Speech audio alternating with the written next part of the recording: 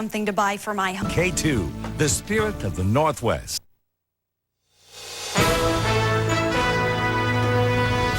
Tonight, the marriage amendment. President Bush calls for an amendment to the Constitution to ban same-sex marriage. Why does he raise this issue now? Homegrown terror. The U.S. puts the northern border on high alert as Canada says more terrorism arrests are coming. Living with AIDS, 25 years and 25 million deaths after the disease was discovered.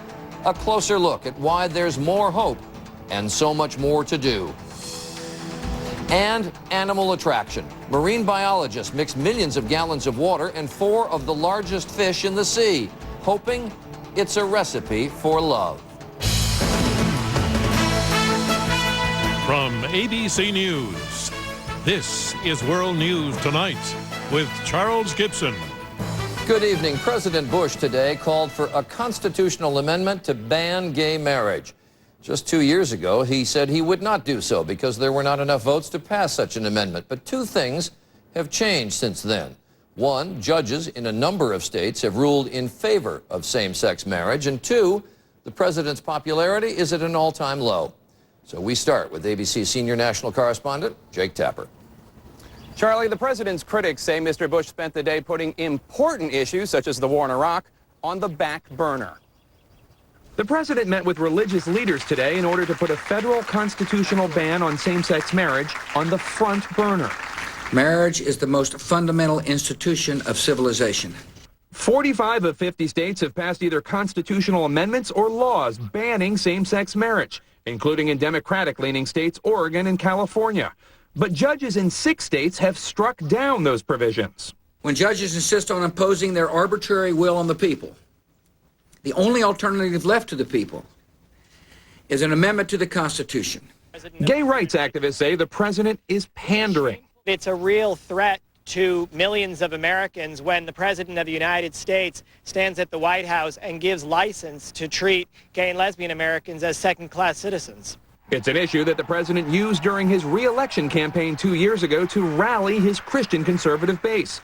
Many have been angry about the president's relative silence on the subject since then. Anything he can do to get his most loyal supporters to reinvest in him and put more energy and support behind him is a good thing. Shortly after the president's remarks today, the Senate got down to business. Passage is highly unlikely. Amending the Constitution requires a daunting 2/3 majorities in the Senate and House and 3/4 of the 50 state legislatures. According to a new ABC News poll, 58% of Americans say same-sex marriage should be illegal. But only 42% favor amending the Constitution. 51% say it should be up to the individual states. No one knows what this amendment would mean for couples such as John Meunier and Jim Flanagan, who were married 2 years ago in Massachusetts. It's unfair. It's wrong. In my view, it's not very Christian, and I don't think it'll work. Christian conservative activists were excited by today's event, though some remained skeptical. They want to see the White House put the full force of the presidency behind this issue, lobbying the Capitol, more events like today's. And that's when they'll know the president is not just pandering to them and rallying them for the November midterm elections. Charlie? ABC's Jake Tapper this evening, I should say, in Washington. ABC's chief Washington correspondent, George Stephanopoulos, is also joining us from Washington. George, as Jake mentioned, the polls show Americans are fairly evenly split on this issue. So let's get into the politics of this. Why does the White House think this is a political winner for the president, if indeed we're split?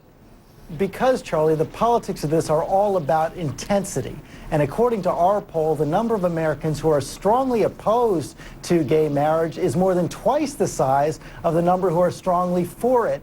And that group of voters who want to block gay marriage is 3 times as likely to vote on the issue. So even though you're not going to see the president spending a lot of public time on this after today, the Republicans are going to zero in on those motivated voters with targeted radio ads, with mailings, especially in rural areas of Pennsylvania, Ohio, and Missouri, where they have incumbents in tight races. Why, if the votes are not there for this constitutional amendment, does the Senate spend 3 days on this issue when there are a lot of issues that perhaps they could do something about? Well, supporters say it's because they have to do something about those courts and they have to take a stand. But Democrats think their best issue is misplaced priorities, and they say exactly what you say. The Senate shouldn't be spending the time on this when you have high gas prices, a war raging in Iraq. George Stephanopoulos this evening down in Washington. Well, along the U.S.-Canadian border, all stations are on high alert. Over the weekend, authorities in Canada broke up an alleged terror plot, arresting 17 people who reportedly planned to attack 4 Canadian targets. With the U.S.-Canadian border being the longest in the world, and with it being so wide open, there is real concern about security if this plot turns out to be more widespread. ABC's chief investigative correspondent, Brian Ross, is in Toronto tonight. Brian? Charlie, Canadian police say more arrests are likely as they seek to unravel what they describe as a homegrown terror cell that got its inspiration from Osama bin Laden and was intent on striking as soon as it could until police moved in this weekend. The plot was designed to inflict mass casualties with truck bombs made of fertilizer, according to police here. The targets included Toronto Stock Exchange and the Parliament building in Ottawa. This was a real terror plot. They had the intent and capability, and we no longer felt that we could manage the risk. The arrest in Canada led U.S. officials today to plan a show of force along the border. Some local officials have complained that the federal government had shifted too many resources to the border with Mexico. There's 30 roads between Minnesota and Canada that don't even have checkpoints. Now additional customs agents will be assigned to the northern border, and there will be an increase in random checks for weapons of mass destruction. There is definitely a ramp-up of operations specific to this past weekend due to the activities that we did see. A recent State Department terrorism report concluded terrorists have capitalized on liberal Canadian immigration policies in order to plan terrorist attacks. In this case, all of those arrested are Canadian citizens, most of whom live in tree-lined suburbs just outside Toronto, including the alleged ringleader, a 43-year-old school bus driver with 4 children named Qayyum Abdul-Jamal. Authorities say he was active at this storefront mosque where he helped to radicalize and recruit others in their teens and early 20s. Jamal's neighbors are stunned. Our borders are open like yours are. We welcome everybody and they dump on us. Canadian intelligence first detected members of the suspected cell 2 years ago by monitoring internet chat rooms, trying to draw out people who seem intent on violence. They were following the dogma and preachings of Al-Qaeda and had bought completely into it. In fact, authorities here, Charlie, say every time a new posting from Osama bin Laden came on the internet, the members of the cell were encouraged and energized. Brian Ross tonight in Toronto. We have new information in the investigations of whether U.S. forces have deliberately killed unarmed Iraqi civilians. The deaths of 24 Iraqis in Haditha have attracted much attention. But officials say the death of a man in Hamdaniya in April may result in a greater number of Marines facing murder charges. ABC News has obtained the report filed by Marines responsible for the man's death. And investigators now believe they filed a false report. Here's ABC's Jonathan Karl. This video, obtained by ABC News, shows the tearful funeral procession for Hashim Abbas, a man shot and killed by U.S. Marines in late April. Before he is buried, the casket is opened. It's too graphic to show here, but the man appears to have multiple gunshot wounds to the face. U.S. military officials say Abbas was shot by a group of Marines that went into Hamdaniya to ambush a known terrorist. ABC News has obtained a short, handwritten report on the incident filed by one of those Marines. We spotted a man digging on the side of the road from our ambush site, the report reads. I made the call and engaged. He was pronounced dead at the scene with only a shovel and AK-47. The report is signed by Sergeant Lawrence Hutchins. Marine officials do not dispute the authenticity of the report, but investigators now believe the story it tells is a lie. Officials say credible eyewitnesses have told investigators the Marine simply dragged the unarmed man out of his house, shot him, and then planted an AK-47 and a shovel on his body. At least 7 Marines and a Navy corpsman on the scene at the time have been arrested and locked up in the brig at Camp Pendleton, California, awaiting charges. Officials say this investigation is moving more quickly than the Haditha investigation because in this case, several of the Marines have confessed. Charlie, officials tell me they expect charges in this case, including murder charges, within the next week or two. ABC's Jonathan Karl at the Pentagon. In Iraq today, an audacious kidnapping in central Baghdad. Gunmen in police uniforms seized at least 50 people from bus stations in broad daylight. The hostages were herded into more than a dozen vehicles and driven away. No motive is known. The Interior Ministry denied that police were involved. And another note from overseas, in Somalia, an Islamic militia has now seized control of the capital, Mogadishu, after weeks of fighting. That's raising fears the war-torn nation could fall under the sway of al-Qaeda. No one group has controlled Mogadishu since Somalia's government fell in 1991. The militia's victory is a setback for the U.S., which had backed a coalition of warlords. Still ahead, AIDS. After 25 years, the survivors. You might be surprised who they are and what their lives are like. Our closer look. The brazen prison break using a helicopter and smoke grenades to spring an inmate. And a different kind of love story. The new sharks in the dating pool, making quite a splash. This is World News Tonight, brought to you by Splenda.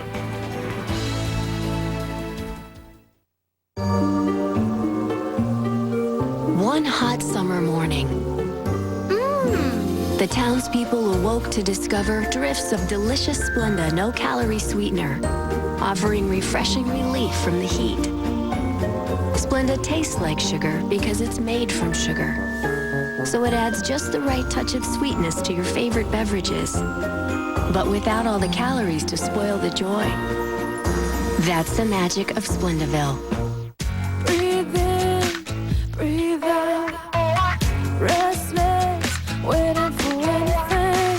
So come on, come on, come on now. Let's go, let's jump right in, screaming to the wind, feed the fire within. I can't ignore this burning in my soul. Come on, baby, let's go. There's a car company for people like that. Ford. Bold moves. Campbell's tomato soup, possibilities. With the grilled cheese dunk, it's a hit. Goldfish crackers bit by bit. Tomato soup is so much fun. Such tasty ways it can be done. Possibilities. All of us have internal plumbing. But for some of us with frequent bladder urges, doing errands also means knowing where all the bathrooms are along the way. The worry your pipes might leak means you don't always detour from your route. But you can take another direction. Talk to your doctor about how to take care with Vesicare. Vesicare, once a day, can reduce urges and may help effectively manage bladder leakage day and night. If you have certain types of stomach, urinary, or glaucoma problems, do not take Vesicare. While taking Vesicare, if you experience a serious allergic reaction, severe abdominal pain, or become constipated for 3 or more days, tell your doctor right away. Common side effects are dry mouth, constipation, blurred vision, and indigestion. A chance to follow a whim, not always your urges. It's not just a pipe dream. Ask your doctor today if Vesicare is right for you. The Braun Activator's smart foil captures hair growing in any direction for a closer shave. And its cleaning center keeps it feeling like new every day. The Braun Activator, the world's best self-cleaning shaver, guaranteed.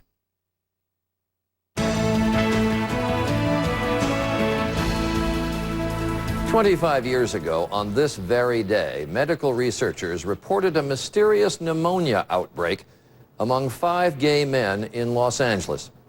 Shortly after that, the mysterious pneumonia had a name, and the world had an epidemic. 25 years ago, we had our first indication of AIDS, and the toll from the disease has been tremendous. ABC's Bill Blakemore begins with a closer look at the numbers. During the next 60 seconds, by the time this piece is over, 5 people will die from AIDS. Every day, 8,000 die. 11,000 are infected. Last year, the disease killed 2.8 million people, 570,000 of them children. Nearly 40 million people around the world have HIV, and 64% of them live in sub-Saharan Africa, where some 25 million people, 6% of the adult population, are infected. If left unchecked, then 20 years from now, 100 million Africans will be infected. Around the world, 80% don't get the HIV drugs they need. Many of them may add to the toll. Already, in 25 years, AIDS has killed 25 million people. Bill Blakemore, ABC News. The numbers are staggering. But in the United States, well, in the U.S., the news is more hopeful. There are thousands of people who are living and thriving with AIDS, including a young woman who was born with the disease. Doctors said she wouldn't live to the age of 5. She's now in her 20s. ABC's Kate Snow reports on her and 2 others living with AIDS. Vince Crisostomo is about to buy a new car. It's a commitment he never would have made when he contracted HIV 17 years ago. I lived most of my adult life thinking I was dying, and then all of a sudden I realized maybe I'm not dying, and now I have to shift and change. Of the 40,000 Americans who will test positive for HIV this year, 60% can expect to live at least a decade. I have 5 pills right now, 3 in the morning, 2 at night. Christina Pena was one of the first AIDS babies born in the early 80s. Drop it. One tough moment, explaining her HIV status to her boyfriend's parents. I was never a deadly force or a killer or a problem for anyone until this relationship sprouted. Then I was the threat. Jennifer Jaco also struggled with relationships after testing positive at 19. I started thinking about all the things that would never happen. I would never have a partner, and I knew absolutely I would never have a child. Well, the white's going to look better. Jennifer is 33 now, married and 8 months pregnant. She has been living with full-blown AIDS for 9 years, long enough for advances in medicine to make her pregnancy nearly risk-free. Her doctors tell her there's a 1% chance her baby will be infected. It's okay for me now, with the transmission rate so low, to invite a child into our lives. It's a gift. It is not easy for any of them. The pills have terrible side effects. They live in fear of getting sicker. They have all watched friends die. For Vince, the summer of 1995 was the worst. I lost 3 people a week. 3 people a week? The whole summer. And July 27th of that year, 7 people. And 25 years on, there is still ignorance. There are still people who think that you could get this from sharing a glass of water with me. It is normalcy they crave. Jennifer is planning for retirement. Christina wants to be a grandmother. And Vince plans to apply for a 5-year car loan. Kate Snow, ABC News, New York. And later this evening on Nightline, Cynthia McFadden goes to the heart of the AIDS epidemic in Africa. And when we return, The Great Escape, the spectacular way one country's most wanted man got his imprisoned brother over the wall. Right now at Red Lobster, create your own summer seafood feast. Choose 2 or 3 favorites like sweet snow crab or crunch fried shrimp. Or try new pan-seared sea scallops. Create your own feast for limited time only at Red Lobster. Single white female, enjoy shopping, long walks, and cuddling. You marry me. Investing with someone you've never met doesn't make much sense either. That's why Edward Jones opens local offices, so you can invest with someone you know. This is a good source of fiber. This is a good source of calcium. And this is a good source of both. Introducing Benefiber Chewables Plus Calcium. Great wild berry taste, as much calcium as 8 ounces of milk. Benefiber makes taking fiber easier. In the future, everyone will protect their eyes from sun damage like they protect their skin. Transitions lenses. They automatically adjust to changing light and block harmful UV rays and glare. So don't wait until tomorrow. The danger is here today, and so is the protection. Ask your eye care professional about transitions. Insist that your lenses come with a transition certificate of authenticity. Keeping control of a busy emergency room, Janet is a formidable woman. But she was no match for something smaller than the tip of a pen. It KO'd Janet so fast, she didn't know what hit her. It was a clot. Like Janet, if you've been hospitalized with heart-related chest pain or a certain type of heart attack, what doctors call ACS, chances are you've had a clot. But now Janet's doctor is helping increase Janet's protection against heart attack and stroke by putting Janet on Plavix. Plavix, in combination with aspirin and other heart medicines, helps provide greater protection against heart attack and stroke than aspirin and other heart medicines alone by helping keep blood platelets from sticking together and forming clots. If you have a stomach ulcer or other condition that causes bleeding, you shouldn't use Plavix. When taking Plavix alone or with some medicines, including aspirin, the risk of bleeding may increase. To minimize this risk, talk to your doctor before taking aspirin or other medicines with Plavix. Additional rare but serious side effects could occur. Ask your doctor about Plavix today, because no matter how formidable you are, you're no match for a dangerous clot. If you take Plavix with aspirin, continuing to do so will help increase your protection against a future heart attack or stroke. Beyond aspirin and your other heart medicines alone, you may be feeling better, but your risk never goes away. Help stay protected. Stay with Plavix. The Federal Reserve Chairman, Ben Bernanke, voiced strong concern today about rising inflation. He promised steps to keep surging energy prices from making matters worse. Wall Street took that as an indication the Fed will raise interest rates again this month, and therefore stock prices plummeted. The Dow Industrials fell 199 points to its lowest close in 3 months, and the Nasdaq lost 49 points.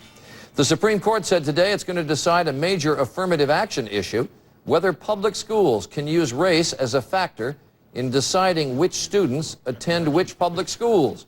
It will consider cases from Seattle and Louisville, but the case pertains to many more cities, and the court will hear arguments in the fall. The Duke University lacrosse team is being reinstated.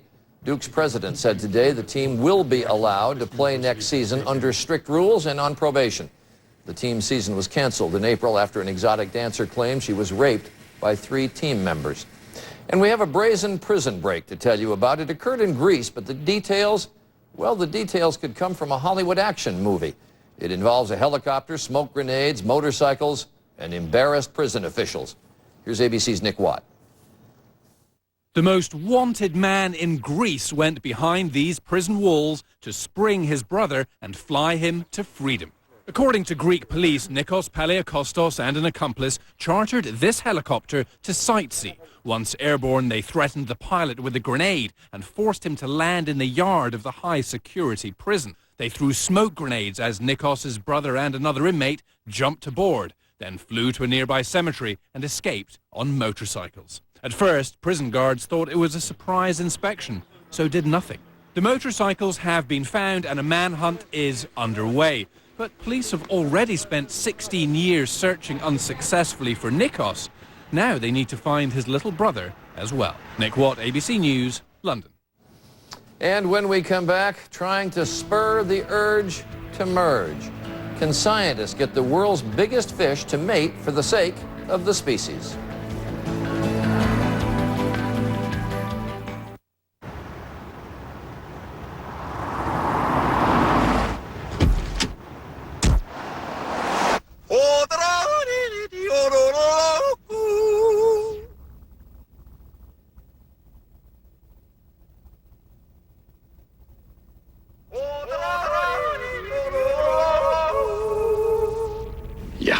Good. Introducing the unusually spacious, all-new Kia Optima midsize sedan. Now that's big. What's that? This? Smart Start Healthy Heart. Healthy Heart? Yeah. It contains ingredients that may help lower both blood pressure and cholesterol as part of a healthy lifestyle. Cool. It's a cereal that helps take care of my heart. You see, I want to be around forever. Great. The only one with ingredients that may help lower both. Kellogg's Smart Start Healthy Heart. Do more. A Prairie Home Companion is pure entertainment. You might think about cutting down on the desserts and sex with men. It's a cause for celebration, hysterical, a gem. What are you writing? Poem. What's it about? Suicide. Oh. She put a hose in his tailpipe. Delightful. A rollicking good time at the movies is guaranteed. The barn doors are open. A Prairie Home Companion, rated PG-13, starts Friday. I'm John Fitzsimmons, and this is my story. I'm a professional magician. I do card tricks and coin tricks and some bizarre things, such as breaking cinder blocks over my head with a sledgehammer. After extended hours of practice, I'll start to feel pains in my joints. You have to hide objects and manipulate props, and that tends to put a lot of strain on your hands. I take a leave. It works like magic. The pain disappears for sure. My favorite routine right now is where I reach through a wolf trap and find a selected card. Doesn't always work out the way I want it to. That's another use for a leave.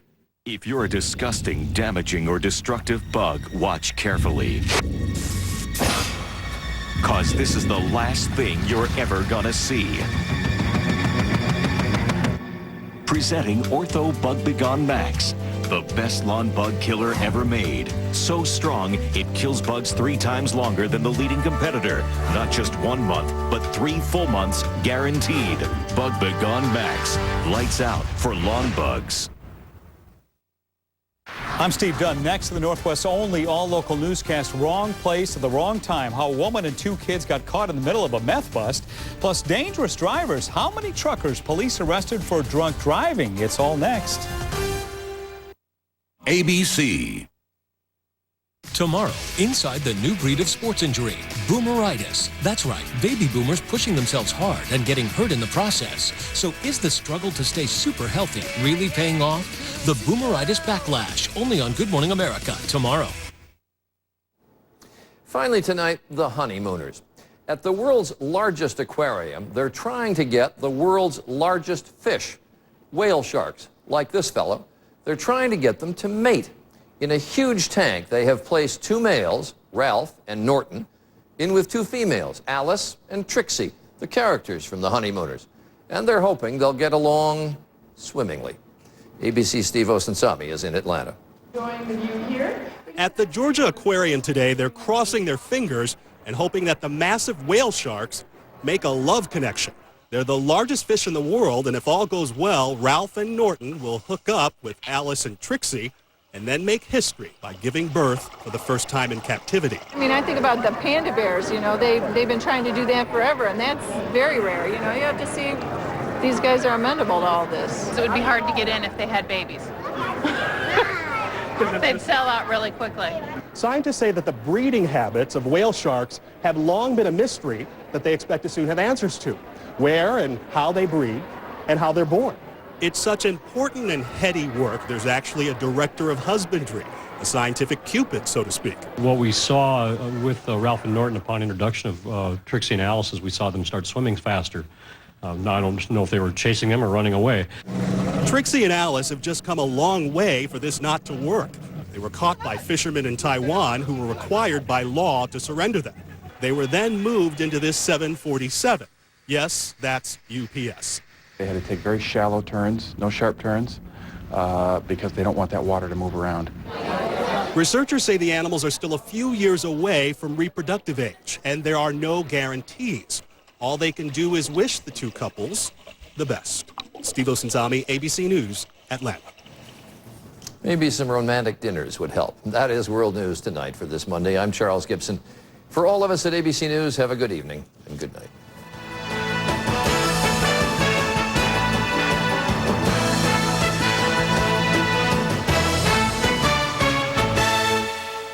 World News Tonight is always on, even when your television isn't. Just go to abcnews.com to get the unmatched reporting, investigations, breakthrough medical and consumer reports. Get it all. ABC News is always on for you at abcnews.com. Desperate for a little fun?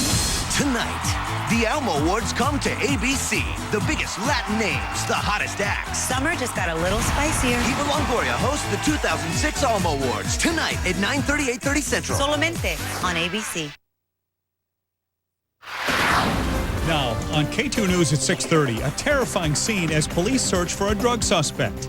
I saw my mom in handcuffs. How 1 woman and 2 children are caught in the middle of a meth raid in Clackamas County. Plus, how firefighters help police uncover a large marijuana growing operation in southeast Portland. And what's next in the effort to build that controversial luxury hotel in the heart of Oregon's wine country? Live at 6:30, K2 News, the spirit of the Northwest. Good evening. Thank you very much for being with us. I'm Steve Dunn. Our top local story tonight, 2 Clackamas County women find themselves in the middle of a drug raid and in handcuffs. As K2's Bob High reports, authorities say they could not take any chances when the suspect they were after bolted from a house they had under surveillance. Members of the Regional Organized Crime and Narcotics Task Force had this home just off Sunnyside Road under surveillance for weeks. They suspected this man, 21-year-old Regino Siqueiros Lopez, a Mexican national staying in the home, was running drugs. When Lopez escaped, riding across the front porch of